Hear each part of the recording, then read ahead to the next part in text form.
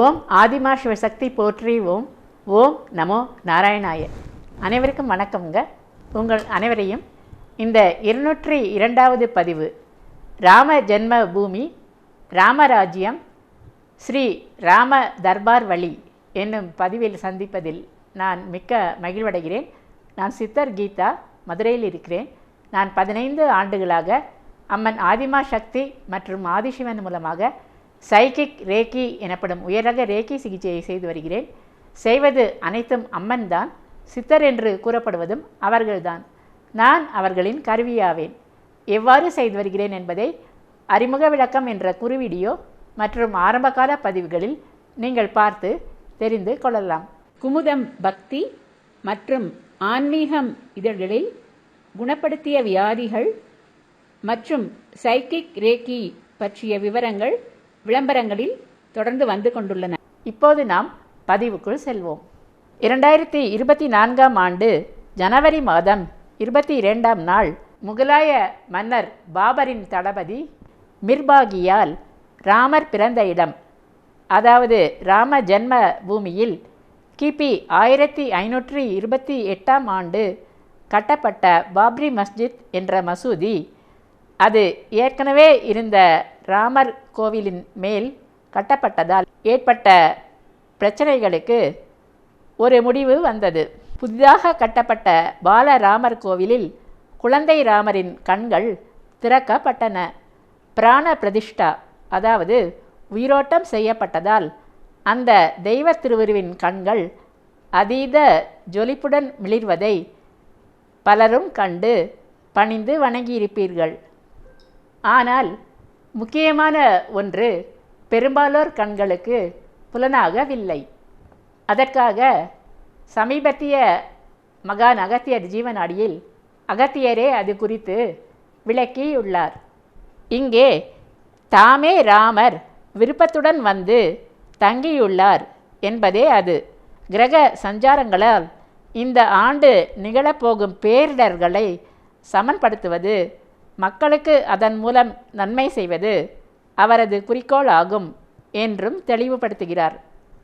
மரியாதை புருஷோத்தமர், அதாவது ஒரு மனிதனுக்கு இருக்க வேண்டிய 16 உயர்குணங்களும் கொண்ட ஸ்ரீராமர் திரேதா யுகத்தில் தோன்றியவர். அவர் இந்த கலியுகத்தில் மீண்டும் பிரவேசிக்க காரணம் என்ன? அவரது ராம தர்பார் எப்படிப்பட்டது என்ற முக்கிய விஷயங்கள் குறித்து இப்பதிவில் நாம் காண இருக்கிறோம். ஆக இறுதி வரை தவறாமல் பார்க்குமாறு அன்புடன் கேட்டுக்கொள்கிறேன். நான் 2018ஆம் ஆண்டு பூமியில் உள்ள 106 திவ்ய தேசங்களை தரிசிக்க முற்பட்ட போது அயோத்தியா வந்தேன். அப்போது ராம தர்பார், அதாவது ராமர் அரசாட்சி செய்த இடத்திற்கு சென்றேன்.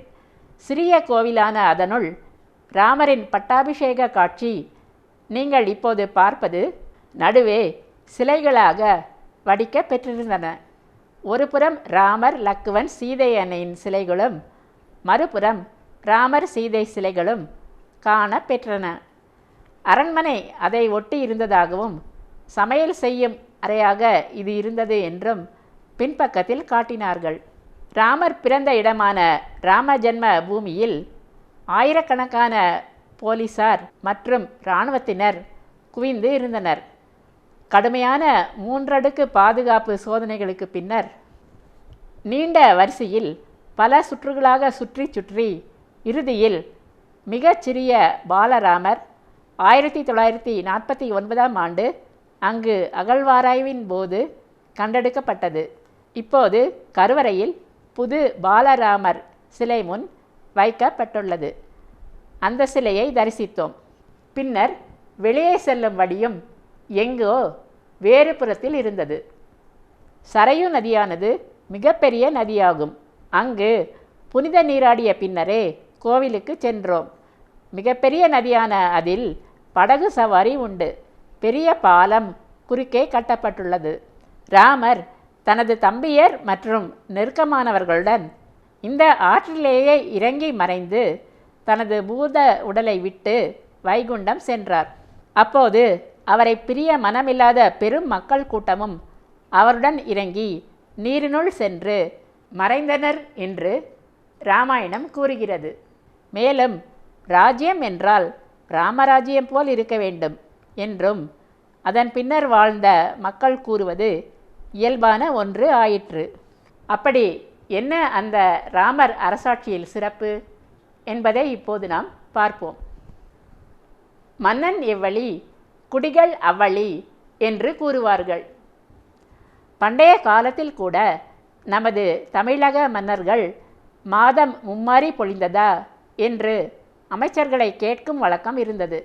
ஏனென்றால் ஒரு நாடு செழிப்பாக வளமாக இருக்க மாதம் 3 முறையாவது மழை பெய்ய வேண்டும் என்பது அக்கால கோட்பாடு ஆகும். ஆகவேதான் மலைவளம் கரப்பின் வான்பேரச்சம், பிழை உயிரெய்தி பெரும்பேரச்சம், குடிப்புறவுண்டு கொடுங்கோல் அஞ்சி மன்பதை காக்கும் நன்குடி பிறத்தல் துன்பம் அல்லது தொழுதகவில் என்று சிலப்பதிகாரத்தில் இளங்கோ அடிகள் அரச குடும்பத்தில் பிறந்து ஆட்சி செய்வது துன்பம் தருவதே அன்றி வேறு இல்லை என்று பாண்டிய மன்னன் நெடுஞ்செழியன் கூறுவது போல் கூறுகிறார். பிழையான தீர்ப்பு, உயிர்களை வருத்துதல் இன்றி செங்கோல் ஆட்சி, அதாவது மக்களை காக்கும் ஆட்சி செய்ய வேண்டும், கொடுங்கோலுக்கு அஞ்ச வேண்டும் என்பது இதன் பொருள் ஆகும். அதற்கான குணாதிசயங்கள் ஒருவருக்கு பிறவியிலேயே அமைந்து இருக்க வேண்டும். அதற்கு ஸ்ரீராமர் மிகச்சிறந்த உதாரணம் ஆவார். ஆகவேதான் நாளை உனக்கு அரச பட்டம் சூட்டுகிறேன் என்று தந்தை அறிவித்த போதும் சரி, கைகேயின் வர விஷயத்தால் நீ 14 ஆண்டுகள் காட்டுக்கு செல்ல வேண்டும், பரதன் அரசாள வேண்டும் என்று அந்த சிற்றன்னை கட்டளையிட்ட போதும் சரி, அதே மலர்ந்த முகத்துடன் இருக்க இயன்றது.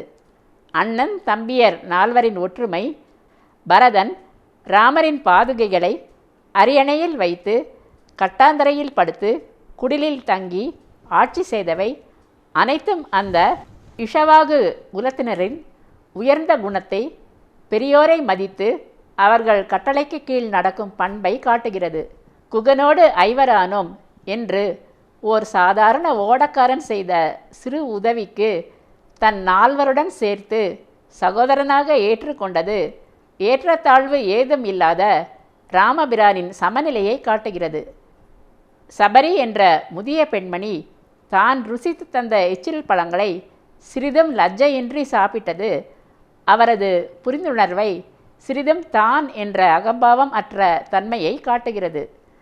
தன்னை அதீத இன்னல்களுக்கு உள்ளாக்கி மனைவியை அபகரித்து சொல்லொணாத மனவேதனை உளைச்சலை தந்த ராவணன் போர்க்களத்தில் நிராயுதபாணியாக நிற்பதை கண்டபின் இன்று போய் நாளை வா என்று கூறியது அவரது தர்மத்தை, நீதியை நிலைநாட்டும் தன்மையை காட்டுகிறது. ராவணன் உயிர் பிரியும் முன்னர் அவனை பணிந்து அவனிடம் நல்ல விஷயங்களை கற்றுவா என்று ஓர் ஆசா நிலைக்கு அவனை வைத்து தன் தம்பி லக்குவனை அனுப்பியது பகைவரிடமும் பண்பு மாண்பினை பார்த்து மரியாதை செலுத்தும், மனதில் சிறிதும் வஞ்சமில்லாத அவரது உயர் குணத்தை காட்டுகிறது. ஒரு சாதாரண துணி துவைக்கும் வண்ணானின் சொல்லுக்கு மதிப்பளித்து எந்த ஒரு பிரஜையினாலும் தன் அரசாட்சி நீதி நேர்மைக்கு பங்கம் வந்துவிடக்கூடாது என்று கர்ப்பிணியான சீதை அன்னையை அவர்கள் களங்கமற்றவர்கள் என்பது தெரிந்தும் காட்டுக்கு அனுப்பியது அவரது பாரபட்சமற்ற அரசாட்சியை காட்டுகிறது. அனைத்திற்கும் மேலாக சீதையை காட்டுக்கு அனுப்பியது குறித்து தெரியாமல் அவரை நெடுங்கால தவத்திற்கு பின் பார்க்க வந்த இவர்கள் இருவர் திருமணத்தை நடத்திய விஸ்வாமித்ர மகாமுனிவர் கோபம் கொள்வாரோ, அதனால் சாபம் கிடைத்துவிடுமோ என்று அனைவரும் அஞ்ச, என் ஆருயிரான சிவபெருமானின் சிந்தை, அதாவது எண்ணம் எதுவோ அவ்வாறே நடக்கட்டும் என்று கூறியது அவர் உலகில் அனைத்திற்கும் மேலாக தான் பூஜித்த சிவன் மேல் கொண்ட உண்மையான பக்தியை காட்டியது. அதன்பின் விஸ்வாமித்திரர் அவர் செய்தது உகந்ததே என்று அங்கீகரித்து சென்றது வேறு விஷயம். இவ்வாறு அரும் பெரும் குணாதிசயங்களை கொண்ட ஸ்ரீராமரின் ராமராஜ்ய அரசாட்சியையும் இப்பொழுது சற்று பார்ப்போம். அவை அனைத்தும் மிகவும் வியப்பூட்டுவதாகவே இருக்கும். முதலாவதாக சிறப்புமிக்க ராமராஜ்ய ஆட்சியில் இப்போது நிகழ்வன போன்ற அகால மரணங்கள் நிகழாது. வனவிலங்குகள் துன்பம் தராது. எந்த வகையான கடுமையான நோய்களும் தாக்காது. திருடர்கள் பயம் சுத்தமாக கிடையாது. யாருமே தன்னால் ஏதும் செய்ய இயலாது, நான் எதற்கும் லாயக்கற்றவன் என்று தாழ்த்தி எண்ணியது இல்லை. பெரியவர்கள் குழந்தைகளுக்குள்ள கடமைகளையும் இளையவர்கள் முதியவர்களை பராமரிக்கும் கடமையையும் சரிவரச் செய்தார்கள். மக்கள் நலமாக பல 100 ஆண்டுகள் வாழ்ந்தார்கள். மரங்கள் நல்ல சுவையான பழங்களை தந்தன. பூச்சிகளாலோ கிருமிகளாலோ அவை தாக்கப்படவில்லை. எங்கும் செடிகள் கொடிகள் மரங்களில் பூக்கள் மலர்ந்து சுகந்தமான வாசனையை தந்து கொண்டிருந்தன. என்ன திகைக்கிறீர்களா? கலியுகத்தில் பிறந்த நமக்கு தெரியும், இவையெல்லாம் தற்சமயம் நடப்பது என்பது கனவிலும் நடக்காத காரியம் ஆகும் என்ற விஷயம். காரணம் மனமாறிய மனிதர்களின் போக்கு தான். எப்போது தன்னலம் ஒன்றே பெரிது என்று கருதி மனிதன் பிறர் நலனை கெடுக்க துணிந்தானோ அப்போதே துவங்கிவிட்டது இயற்கை சீற்றங்கள், பேரழிவுகள். அனைவரும் நினைவில் கொள்ள வேண்டிய மற்றொன்று, பரந்தாமன் இறுதியாக எடுப்பதாக கூறியிருக்கும் அவதாரம் கல்கி அவதாரம். அது தீயவற்றை அழித்து உலக விதிமுடிக்க வருகையில் எடுப்பது. இப்போது புனிதமான ராமர், அதாவது பரிசுத்தத்திலும் பரிசுத்தமான குழந்தை ராமரின் கண்களை திறந்து விட்டிருக்கிறோம். அவர் இவ்வுலகை தான் அஸ்வமேத யாகம் நடத்தி பேரரசராக யாராலும் வெற்றி கொள்ள முடியாதவராக ஆட்சி செய்த பூவுலகை தற்சமயம் பார்க்கிறார். அதன் விளைவு என்ன என்பது போக போகத்தான் நமக்கு புரியும். அனைத்தும் நன்மைக்கே. இறைவன் தேர்ந்தெடுத்து அயோத்தியில் அமர்ந்திருப்பதும் உலக மக்களின் சுபிட்சத்தை காக்கவே. ஜெகம்புகழும் ஸ்ரீராமர் எவ்வழி அவ்வழியே நாமும் நடப்போம். ஜெய் ஸ்ரீராம். இப்பதிவை இத்துடன் நாம் நிறைவு செய்து கொள்வோம். சப்ஸ்கிரைப் செய்யாதவர்கள் அவசியம் செய்யுமாறு கேட்டுக்கொள்கிறேன்.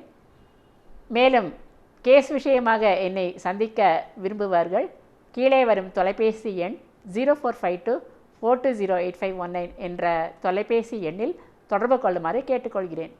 லைக்கும் போட்டு உற்சாகப்படுத்தலாம். கமெண்ட்ஸிலும் தங்கள் கருத்தினை தெரிவிக்கலாம். இதுவரை பொறுமையாக பார்த்த உங்கள் அனைவருக்கும் எனது மனமார்ந்த நன்றிகள். வணக்கம்.